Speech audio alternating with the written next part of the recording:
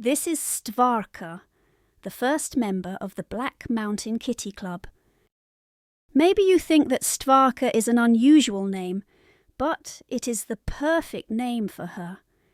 Stvar means thing in the language of our country, and tvar is the Russian word for creature, an animal. When you put ka at the end of a word in Russian, it means that you like it. So if your name is Katie and a Russian person calls you Katka, it means they like you. So Stvarka is a thing, an animal, but in a loving way. Stvarka was still a kitten when we met her, but she was very smart and could think quickly. She didn't make friends with the other cats and liked to be alone. Sometimes she could fight with other cats and sometimes she ran from them. She knew what time we had breakfast and dinner, and she always came to the door at that time. We don't know what she did between meals. Stvarka liked food very much, but it always depended on her mood.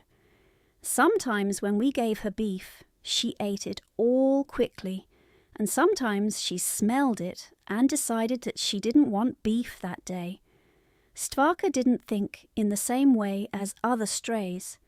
She had choices. She chose what to eat, when to spend time with other cats, when to fight and when to run. She even chose that we needed to feed her. On evening we had a big storm on the Black Mountain. It was raining heavily, the wind was strong, and there was thunder and lightning. Stvarka came into our house for the first time.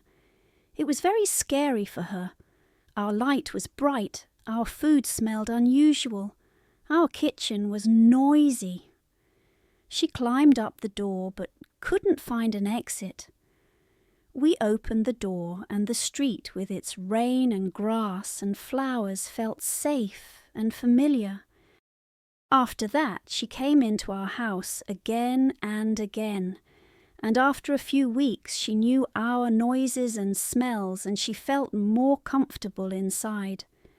But Stvarka likes to have choices, and only she knows when she wants to come in and when she wants to stay outside.